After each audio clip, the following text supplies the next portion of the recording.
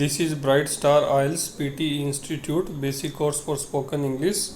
Topic number 13 Advertisements. What is the importance of advertisements? Advertisement के क्या importance है? Advertisement have become a necessary tool for promoting any product. किसी भी product को promote करने के लिए एडवर्टीज़मेंट जो है एक नेसेसरी माध्यम बन गया है, नेसेसरी उपकरण बन गया है, नेसेसरी औजार बन गया है. इन दीज डेज आजकल audio visual means of advertisement have given a new importance to commerce and trade. In these days आजकल जो है audio visual means of advertisement का ऑडियो विजुअल मीन का मतलब है कि एडवर्टीजमेंट ऐसा जिसमें हमें सुनने को भी मिले और देखने को भी मिले. श्रव्य दृश्य यानी देखें भी और सुने भी. ये जो एडवर्टीजमेंट है इसने एक नई given a new importance to commerce and trade. Commerce और ट्रेड को एक नई इम्पोर्टेंस दी है. They are use to give information to the customers and the viewers.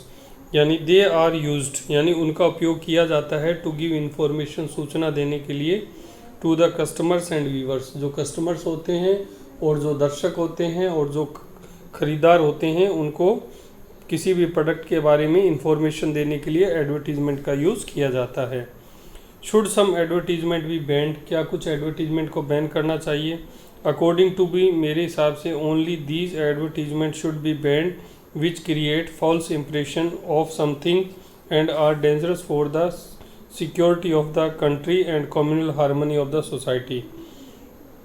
According to me मेरे हिसाब से only those advertisement should be banned. केवल उन एडवर्टीजमेंट को बैन करना चाहिए विच क्रिएट फॉल्स इम्प्रेशन जो फॉल्स इम्प्रेशन क्रिएट करते हैं ऑफ समथिंग किसी भी चीज़ का and are dangerous for the security of the country और किसी भी कंट्री की सिक्योरिटी के लिए जो खतरनाक होते हैं and communal harmony of the society और समाज के सांप्रदायिक सद्भाव के लिए भी जो खतरनाक होते हैं. ऐसे एडवर्टीजमेंट को बैन करना चाहिए. Do you think celebrity should appear in advertisement? Why? There should be no ban on the appearance of celebrities in advertisement. Advertisement के अंदर सेलिब्रिटीज़ के अपीयरेंस के ऊपर कोई भी बैन नहीं होना चाहिए. But it should be kept in mind that they should not be use to promote dangerous product in the society. लेकिन इस चीज़ को ध्यान में रखना चाहिए कि उनका उपयोग समाज के अंदर सोसाइटी के अंदर डेंजरस प्रोडक्ट को प्रमोट करने के लिए उनका उपयोग न किया जाए. Next question, should there be a regulatory body on advertisement. क्या कोई रेगुलेटरी बॉडी यानी एडवर्टीजमेंट को कंट्रोल करने के लिए क्या कोई संस्था होनी चाहिए? यस इंडीड, हाँ वास्तव में. This regulatory body will monitor all the advertisement. ये रेगुलेटरी बॉडी जो है सभी एडवर्टीजमेंट को मॉनिटर करेगी. If A company is found guilty, अगर एक कंपनी को गिल्टी फाउंड कर मिलती है that company can be made liable for heavy punishment.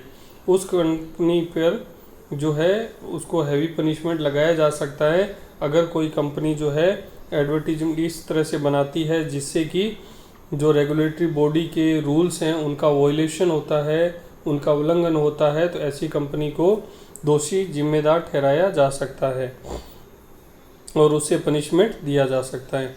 Do the advertisement reflect the culture of a particular country. क्या एडवर्टीजमेंट से किसी भी कंट्री के कल्चर का रिफ्लेक्शन होता है? No, I don't agree with such an opinion. मैं ऐसे ओपिनियन से सहमत नहीं हूँ. Such multinational companies promote their own culture.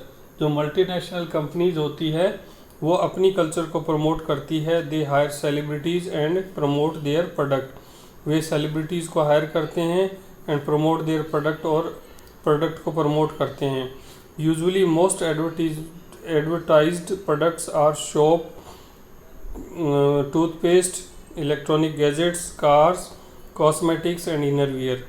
Usually most advertisement products are soaps. ज़्यादातर जो एडवर्टीजमेंट हैं वो प्रोडक्ट होते हैं, सोप होते हैं, टूथपेस्ट होती है, इलेक्ट्रॉनिक गैजेट्स होते हैं, कार होते हैं, कॉस्मेटिक्स होते हैं एंड इनरवियर और इनरवियर्स होते हैं.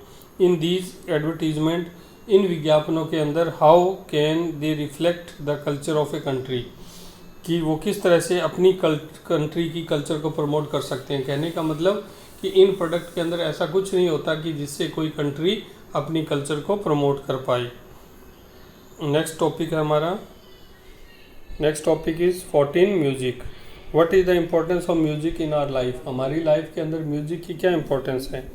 Music is one of the greatest blessing of God. Music जो है भगवान का सबसे बड़ा आशीर्वाद है। It has the power of raising the spirit of a broken man. यानी म्यूजिक के अंदर, संगीत के अंदर इतनी ताकत होती है कि एक व्यक्ति जो निराश होता है उसको ये पावर ऑफ रेजिंग मतलब उसके अंदर उत्साह पैदा कर सकता है। It is a part of our life from childhood to death. ये बचपन से लेकर डेथ तक हमारे जीवन का हिस्सा बना रहता है। It provide us enjoyment. ये हमें एन्जॉयमेंट प्रोवाइड करवाता है, रिलैक्सेशन करवाता है, and a meaning to live, और जीने का अर्थ बताता है। No normal human being can dream of living without music.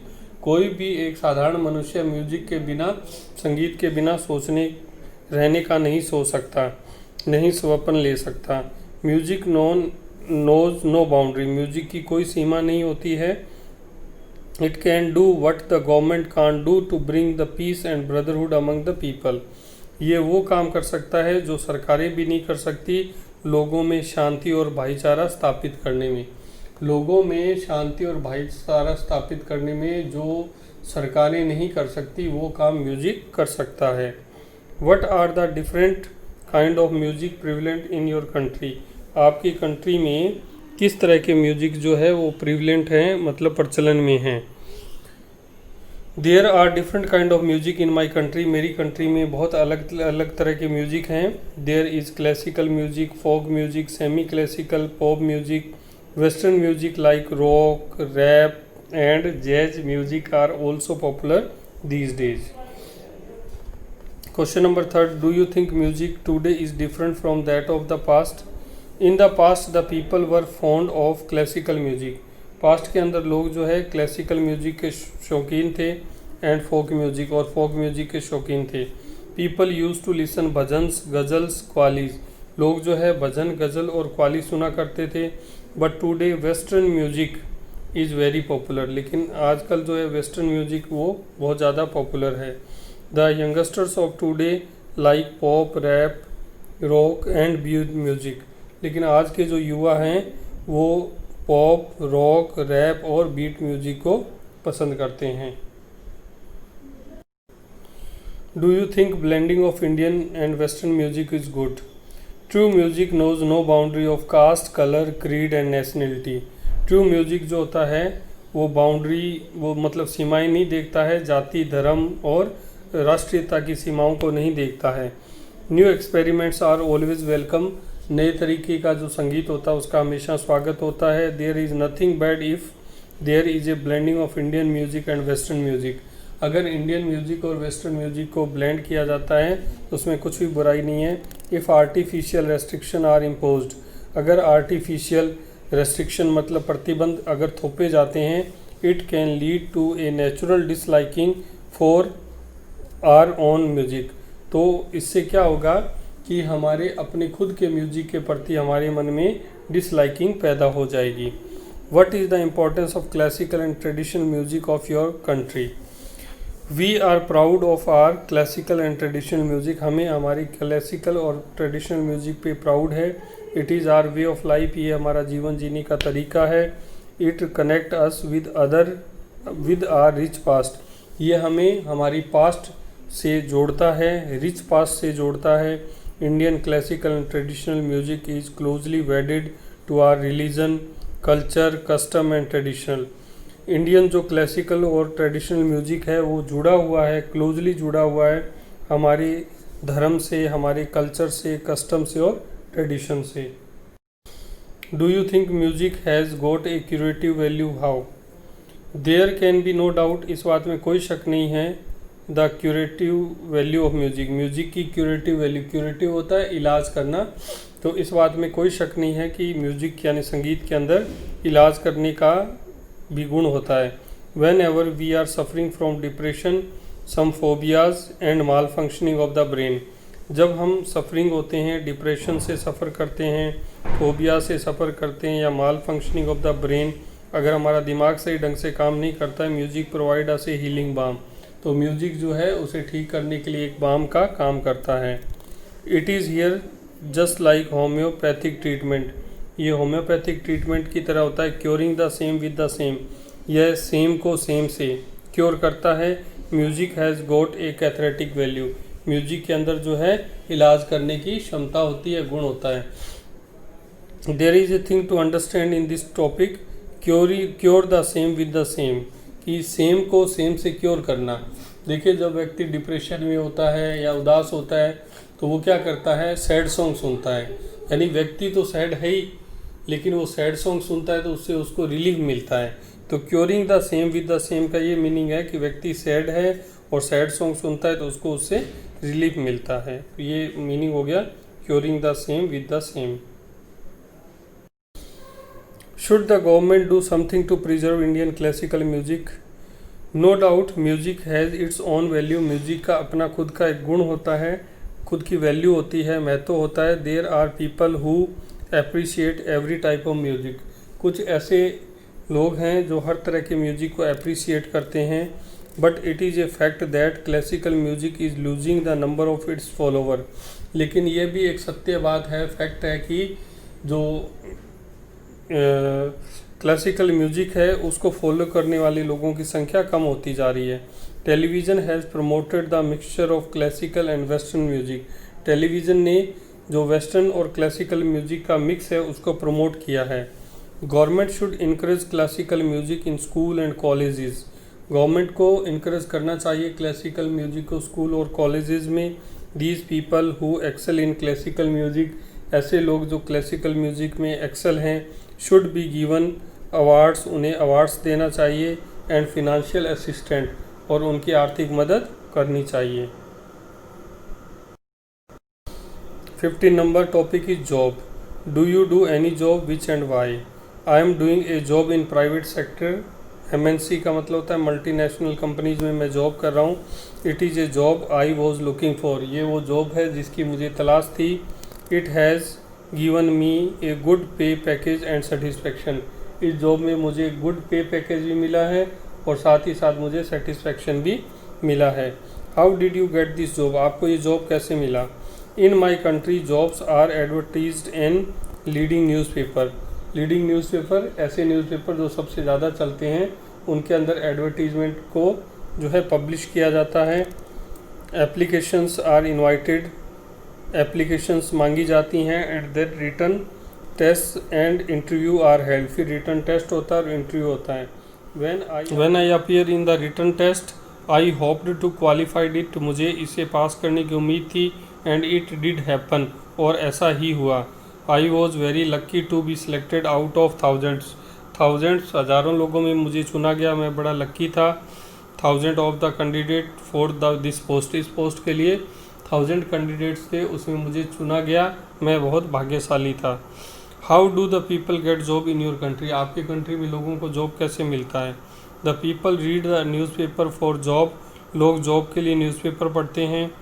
There are certain placement services also which give you service after getting a fee, लेकिन इस सेक्टर के अंदर कुछ कंपनीज भी हैं, जॉब प्लेसमेंट एजेंसीज भी हैं जो आपसे कुछ फीस लेकर के और आपको जॉब ढूंढने में हेल्प करती हैं। These days the companies go to the colleges, आजकल ये कंपनियां कॉलेजेस में जाती हैं एंड यूनिवर्सिटीज़ में जाती हैं एंड मेक कैंपस प्लेसमेंट, और कैंपस प्लेसमेंट करती हैं। Which type of job are preferred by the women and the girls, girls और वीमेन के द्वारा किस तरह के जॉब प्रेफर किए जाते हैं? Usually the girls and the women opt for less risky and less burdensome job, usually the girls and women, generally girls और वीमेन जो हैं लेस रिस्की और लेस बर्डनसम जॉब को प्रेफर करती हैं। The top priorities are working in education industries, जो top priority है are working in education institutions, banking sector, insurance sector, in hotels and airlines. सबसे ज़्यादा प्राथमिकता जो लोग हैं एजुकेशन इंस्टीट्यूट को देते हैं, बैंकिंग सेक्टर को देते हैं, इंश्योरेंस सेक्टर को देते हैं और होटल्स और एयरलाइंस को देते हैं। Question number 5, is there any change in the attitude of the girls regarding choice of jobs, क्या जॉब्स के वो चूज़ करने के रिगार्डिंग कोई गर्ल्स के एटीट्यूड में कोई चेंज आया है?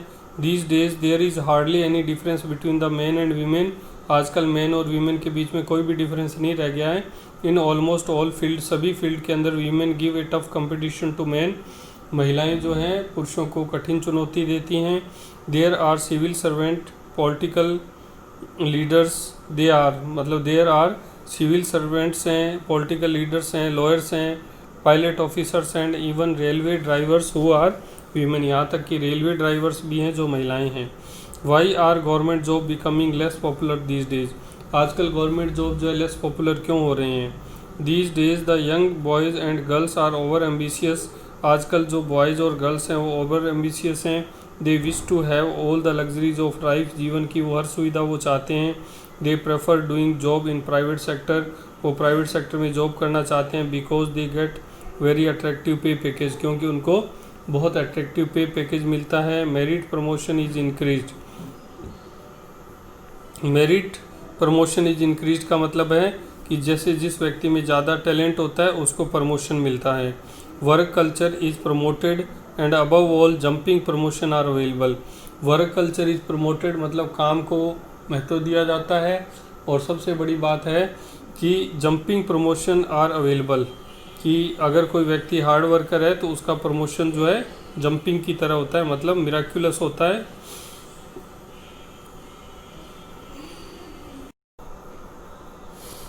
वाई डू पीपल डू 2 और मोर देन 2 जॉब्स। लोग 2 या 2 से ज़्यादा जॉब क्यों करते हैं?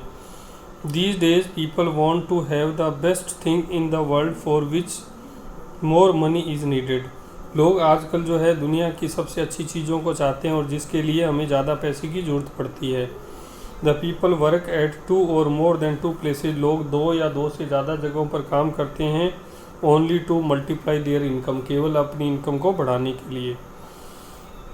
What are the good working condition that an employee require. कौन सी अच्छी सुविधाएं या क्या अच्छी कंडीशंस जो है एक एम्प्लॉय को ज़रूरत रहती है?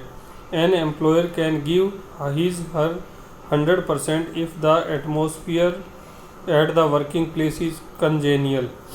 एक व्यक्ति जो है अपना 100% देता है, एक वर्कर जो है, अगर उसका जो वर्क प्लेस है वो कंजेनियल है। कंजेनियल वर्ड है जिसका मतलब होता है अनुकूल। आप इसके लिए देखो कुछ वर्ड नोट कर सकते हैं। Shooted, favourable, compatible, congruent, congenial और प्रोपिशियस। तो ये कुछ वर्ड्स हैं जो हम कंजेनियल के लिए सिनोनिम ले सकते हैं। The relation between the worker and the boss should be very nice. Worker और बॉस के बीच में जो रिलेशन है वो नाइस, फ्रेंडली और इनकरेजिंग होने चाहिए। अननेसेसरी इंटरवेंशन, इंटरवेंशन का मतलब होता है हस्तक्षेप। Unnecessary intervention and scolding spoil the game. बिना मतलब का इंटरवेंशन करना, दखल अंदाजी करना और स्कोल्डिंग या डांटना जो है वो गेम को बिगाड़ देता है। Safety measures should be provided to the employees. Employees को सेफ्टी मेजर्स जो है वो देने चाहिए, यानी उनकी सुरक्षा का ध्यान रखा जाना चाहिए। डू यू सपोर्ट और अपोज शिफ्टिंग ऑफ जॉब्स। क्या जॉब को शिफ्टिंग में करने का आप जो है वो अपोज करते हो या आप जो है उसको सपोर्ट कर रहे हो, यानी क्या व्यक्ति को एक जॉब से दूसरे जॉब में चला जाना चाहिए? तो these days the employees are highly qualified. आज का जो एम्प्लॉयज़ हैं वो हाईली क्वालिफाइड है। When they produce better result, अगर वो बेटर रिजल्ट प्रोड्यूस करते हैं, other companies try to allure, तो दूसरी कंपनियां उनको ललचाती है। विद मोर हैंडसम सैलरी, ज़्यादा सैलरी दे करके। I am in favour of these shifting only to some extent. मैं केवल कुछ हद तक इस तरह की शिफ्टिंग में बिलीव करता हूँ। An employee's status is known for his commitment, क्योंकि एक एम्प्लॉय जो होता है उसका स्टेटस, उसकी वैल्यू जो है उसके कमिटमेंट की वजह से जानी जाती है। Should the student do some part time job during studies? Why? I am not in favour of students doing part time job during studies. Studies के दौरान पार्ट टाइम जॉब के मैं फेवर में नहीं हूँ। It is a fact that the student are working under huge pressure of studies. ये fact है कि स्टूडेंट जो है बहुत ज़्यादा स्टडी के प्रेशर में हैं फ्रॉम मॉर्निंग टिल इवनिंग, सुबह से शाम तक, they have to run from one place to other for tuitions, और उन्हें एक स्थान से दूसरे स्थान पर ट्यूशन के लिए भी जाना पड़ता है। इसलिए अगर if they do part time job, अगर वो पार्ट टाइम जॉब करते हैं, this will increase their burden, इससे उनकी बर्डन बढ़ेगी। तो इस तरह से ये 3 टॉपिक्स हैं, तो आपको ये टॉपिक रिवाइज करनी है।